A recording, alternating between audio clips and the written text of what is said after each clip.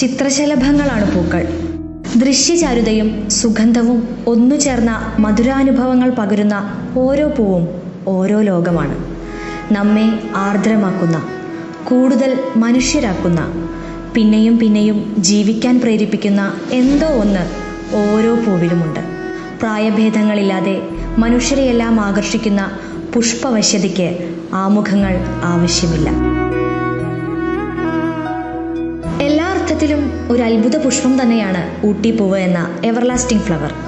വേരറ്റുപോകിലും വാടിത്തളർന്ന് മണ്ണിലലിഞ്ഞു ചേരാതെ തലയുയർത്തി നിൽക്കുന്ന ഒരു ധീര സുന്ദര പുഷ്പം.